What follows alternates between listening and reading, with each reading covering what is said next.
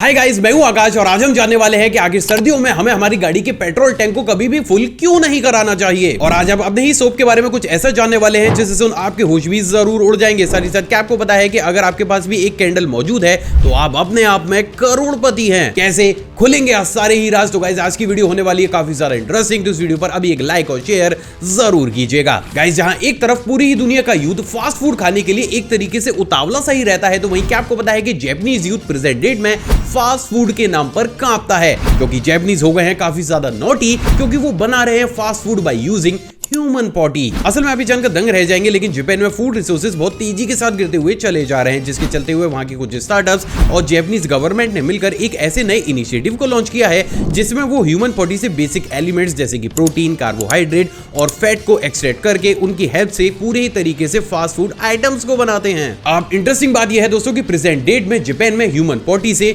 Paneer, bread और meet जैसी चीजों को बनाया जा रहा है, जिसका कि इस्तेमाल सीधा का सीधा फास्ट फूड बनाने के लिए किया जाता है।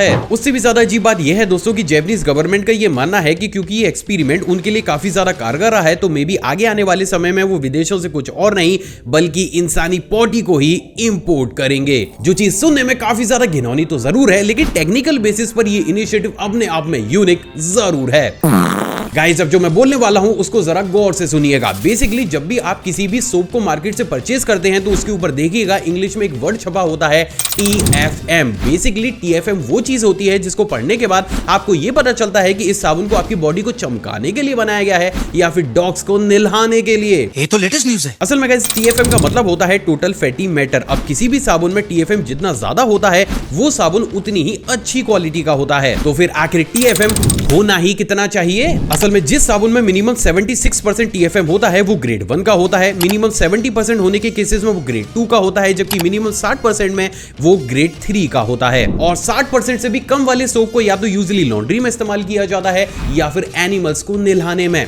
हाँ जानता हूं थोड़ा सा अजीब है, लेकिन ये सच है। अब गाइस गवर्नमेंट की एक वेबसाइट है मिनिस्ट्री ऑफ कंज्यूमर अफेयर, जिसमें एक लिस्ट दी गई है जिसमें आप ग्रेड 1, 2, 3 और इससे भी ज्यादा घटिया क्वालिटी के सोप्स उनके नाम के साथ पढ़ सकते हैं। और भैया इस लिस्ट में जो नाम सबसे नीचे दिया गया है, ओहो हो क्या कहूं, उसको पढ़कर तो अलग ही लेवल की तंदुरुस्ती आ गई। गाइस क्या आपको बताया कि साल 1974 में यूएसए में एक अजीब सी ऐसी मिस्ट्री भी हुई थी जिसे सुनने के बाद आपकी चीखें भी जरूर निकल जाएंगी। मतलब चीखें नहीं निकलेंगी तो डर तो जरूर लगेगा। असल में गाइस मैं बात कर रहा हूं यूएसए के फ्लोरिडा में रहने वाली बेट्स फैमिली के इंसिडेंट की। असल में इस फैमिली को साल 1974 में अपने घर के पास कुछ इस तरीके की एक अजीब सी 10 किलोग्राम की एक मेटल बॉल पड़ी हुई मिली थी। स्ट्रेंज बात यह है दोस्तों कि जब भी इस बॉल को उठाकर घुमाया जाता था, ना सिर्फ इस बॉल से तेज वाइब्रेशन जनरेट होता था बल्कि इसके अंदर से एक बेहद ही अजीब सी आवाज भी आती थी। उससे भी ज्यादा इंटरेस्टिंग बात यह है दोस्तों कि जब इस बॉल को इस फैमिली ने यूएसए गवर्नमेंट को एक्सपेरिमेंट के तर्ज पर दिया तो खुद यूएसए गवर्नमेंट ने ऑफिशियली इस बात को एक्सेप्ट किया कि ये बॉल जिस मेटल का इस्तेमाल करके बनाई गई है वो मेटल हमारी अर्थ से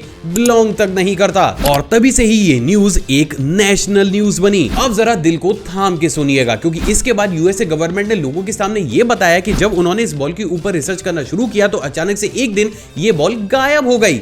अब टेक्निकल बेसिस पर ये बॉल गायब हो गई या फिर दुनिया की नजरों से इसे गायब किया गया, ये तो कोई भी नहीं जानता। लेकिन गाइस ये तो बात हो गई बॉल की, लेकिन सही बात तो यह है कि जब तक इस चैनल पर कुछ ना कुछ मैं रेयर आपको दिखा या सुना ना दूं, मेरे अंदर के कीड़े नहीं मरते हैं। तो चलिए आज आप सबसे पहली बार इस बॉल की उस रोटेटिंग अजीब सी साउंड को भी सुन ही लीजिए।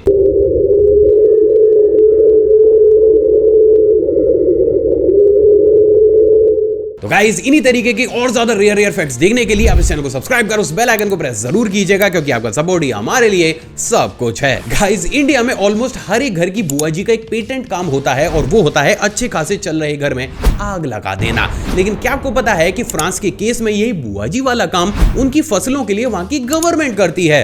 कैसे? चलिए बताता हूं। असल में क्लाइमेट चेंज की वजह से पिछले कुछ सालों में फ्रांस में सर्दी बहुत बड़े स्केल पर बढ़ती हुई चली जा रही है, जिसके चलते हुए उनकी फसलें रात में इतनी ज्यादा ठंडी हो जाती हैं कि वो अक्सर सुबह तक जमी हुई मिलती हैं, जिसके चलते हुए पिछले 3 से 4 सालों में फ्रांस को बहुत बड़े स्केल पर 3 से 4 मिलियन डॉलर्स का नुकसान भी होता है। तो वही क्या आपको पता है कि इसी नुकसान को टैकल करने और अपने देश में वापस से फसलों को उगाने के लिए अब फ्रांस की गवर्नमेंट हर एक किसान को फ्री ऑफ कॉस्ट हर दिन हजारों की तादाद में कैंडल्स प्रोवाइड कराती है, जिनको कि इन किसानों को लेट नाइट अपने खेतों में लगाकर सुबह तक कुछ इस तरीके से जलाना होता है। एंड एज अ रिजल्ट उससे उस खेत का टेम्परेचर मेंटेन हो जाता है और वहां की फसलें दोबारा से ग्रो करने लगती हैं। वाओ गाइस, सर्दी आते ही लोग दबा के पीना शुरू कर देते हैं। वेल, कॉफी की बात कर रहा हूं मैं, इधर उधर भटकने की जरूरत नहीं है। लेकिन इसके साथ ही हम एक और सबसे बड़ी गलती करते हैं और वो है मोटे मोटे स्वेटर्स और जैकेट्स को पहन लेना। लेकिन क्या आपको पता है कि यही चीज आपकी एजिंग को बढ़ा देती है।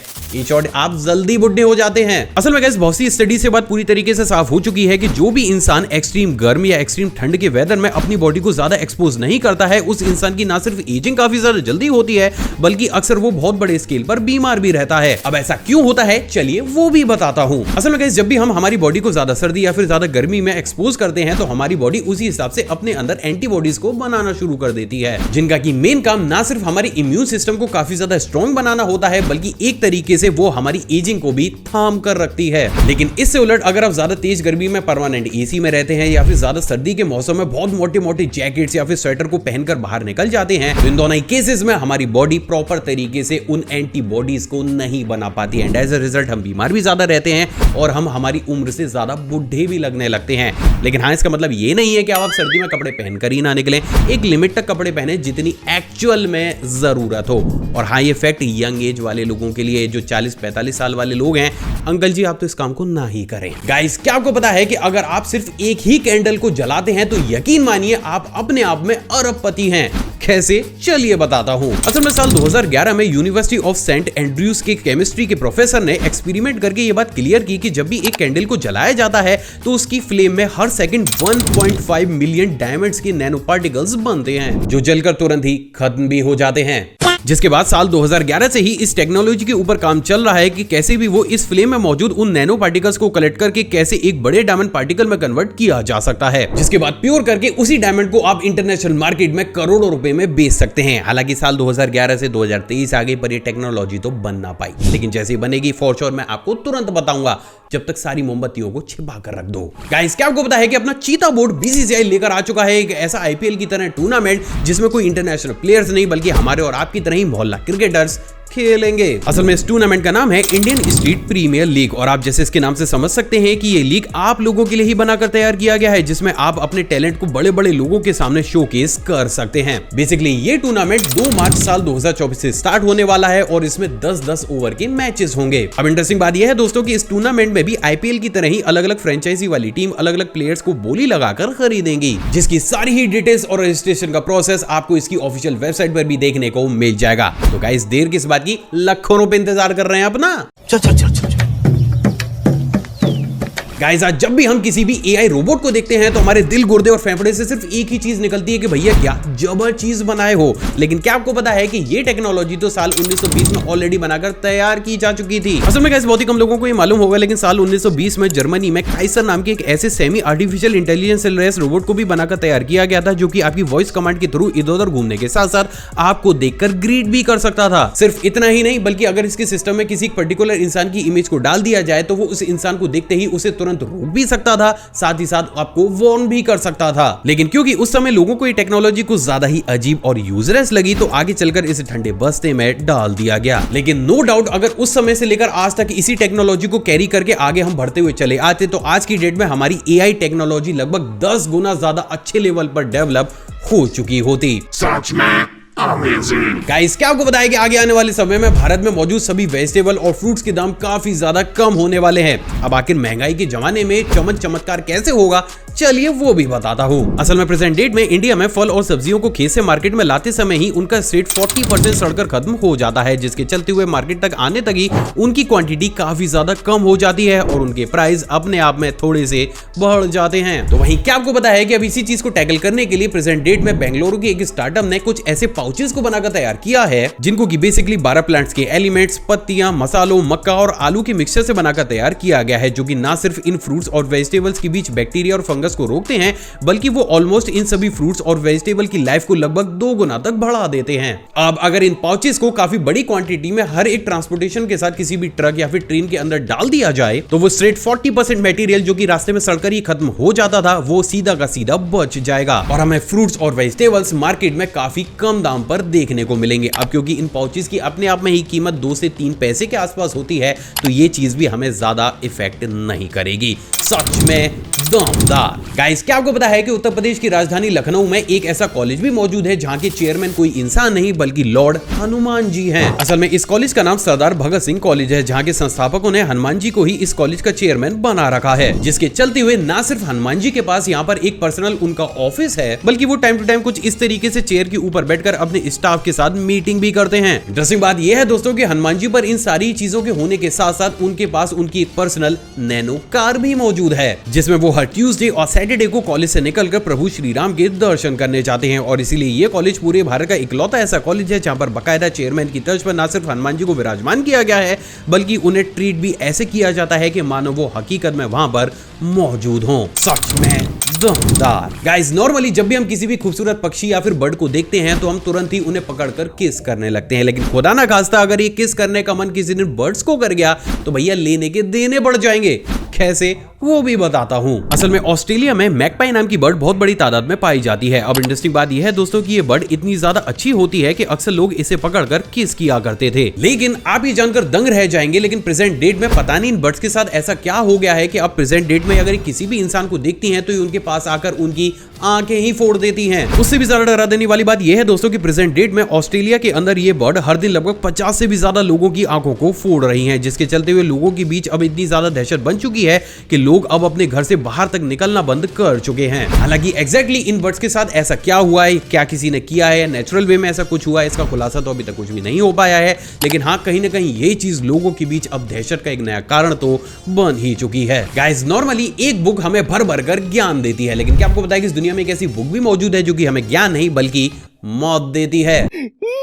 असल में ये बुक है मैरी क्यूरी की, जिसको कि एक लेड लैंड बॉक्स के अंदर फ्रांस की नेशनल लाइब्रेरी में रखा गया है। और इस बुक को पढ़ने से पहले आपको एक डॉक्यूमेंट पर साइन करना होता है, जिसमें आप ये टर्म कंडीशन पर अप्लाई करते हैं कि अगर इस बुक को पढ़ने के साथ साथ आपको कुछ हो गया तो उसकी जिम्मेदारी आपकी खुद की होगी। तो पढ़ना ही क्यों है? असल में कहा जाता है कि इस बुक के ऊपर रेडियम और अलग अलग रेडियो एक्टिव एलिमेंट्स की ट्रेसेस पाए गए हैं, क्योंकि ये नोटबुक उसी लैब के अंदर रखी गई थी जहां पर वो रेडियो एक्टिव एलिमेंट्स पर काम किया करती थी। अब उससे भी ज्यादा दिमाग हिला देने वाली बात यह है दोस्तों कि इस बुक के ऊपर ऑलरेडी इतनी बड़ी क्वांटिटी में रेडियो एक्टिव एलिमेंट्स मौजूद हैं कि ये आगे आने वाले 1500 सालों तक किसी भी इंसान का कटवा सकती है पत्ता, वो भी इस दुनिया से। जो सर फैक्ट करंट अफेयर की तर्ज पर है, क्या आपको पता है कि अभी हाल ही में इसरो को लीफ एरिक्सन लूनार प्राइज से सम्मानित किया गया है, जो अपने आप में किसी गर्व से कम नहीं है। आखिर सर्दियों में हमें कभी भी गाड़ी का पेट्रोल टैंक फुल क्यों नहीं कराना चाहिए? असल में हमें से बहुत से ऐसे लोग हैं जो कि पेट्रोल पंप पर जाकर अपनी गाड़ी के पेट्रोल टैंक को हमेशा फुल सिर्फ इसलिए करा लेते हैं क्योंकि ऐसा कराने से एक तो उनके बार बार पेट्रोल पंप के चक्कर बच जाते हैं,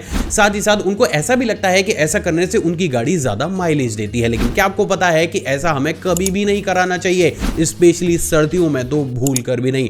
वेल, अब ऐसा मैं नहीं बल्कि खुद इंडियन गवर्नमेंट भी कहती है। असल में अभी हाल ही में ministry of consumer affair India ने ये एडवाइजरी जारी की है कि सेफ्टी पर्पस से हमें कभी भी अपनी गाड़ी के फ्यूल टैंक को ऊपर तक नहीं भरवाना चाहिए। हालांकि इस एडवाइजरी में सभी पॉइंट्स को स्टेप बाय स्टेप कवर किया गया है, लेकिन इस एडवाइजरी में एक छोटी सी कमी है और वो है कि इसमें कोई साइंटिफिक रीजन मौजूद नहीं है। तो चलिए आज वो साइंटिफिक रीजन मैं आपको बता देता हूं। असल में जैसे कि हम सभी जानते हैं कि सर्दियों में हवा काफी ज्यादा ठंडी होती है और कभी कभी मॉइस्चर से भरी हुई भी होती है। अब इस केस में अगर आप अपनी कार, स्कूटी, बाइक के पेट्रोल टैंक को ऊपर तक फुल करा देते हैं और उसके बाद जब आप अपने व्हीकल को स्टार्ट करते हैं तो पेट्रोल टैंक धीरे धीरे गर्म होना शुरू हो जाता है। अब क्योंकि आपका पेट्रोल टैंक ऊपर तक पूरे तरीके से भरा होता है, साथ ही साथ सर्दियों में हवा भी नमी से भरी हुई होती है, तो जैसे ही हवा पेट्रोल टैंक के अंदर पहुंचती है, after a certain time period ये आपके पेट्रोल के वॉल्यूम को बढ़ाने लगती है। गर्मियों में बेसिकली यही काम आपका पेट्रोल खुद करता है, लेकिन सर्दियों में इसी प्रोसेस को स्टार्ट ठंडी हवाएं कराती हैं। अब अगर यही प्रोसेस काफी लंबे समय तक लगातार होता हुआ चला जाता है तो after a certain time period वो हवाएं या वो एटमॉस्फेयर आपके पेट्रोल को थोड़ा सा थिक कर देता है। अब इस केसेस में दो अलग अलग तरीके की डैमेज होते हैं। पहला, या तो आपका पेट्रोल टैंक से बाहर आकर लगे हुए ढक्कन से बाहर लीक करने लगेगा, या फिर वो हल्का सा थिक पेट्रोल पंप के थ्रू आपके इंजन में पहुंच जाएगा। अब इन दोनों ही कंडीशन में या तो वो आपके इंजन को हल्का सा डैमेज कर देता है, या फिर अगर वो ऊपर से लीक कर रहा है तो वो ढक्कन के आसपास जितनी भी हमारी मेटल होती है उसके कलर को खराब कर देता है। साथ ही साथ अगर वो पेट्रोल आपकी टैंक से बाहर आता है तो इस केस में कलर तो तब भी छोड़ दीजिए, उस केस में आपकी गाड़ी के आग लगने या फिर डैमेज होने के चांसेस भी बढ़ जाते हैं। जिसके चलते हुए इस एडवाइजरी और यहां तक कि मैं भी आपको यही सलाह दूंगा कि कभी भी अपने पेट्रोल टैंक को ऊपर तक बिल्कुल ही फिल ना कराएं, उसको एक सर्टेन लिमिट तक छोड़ दें,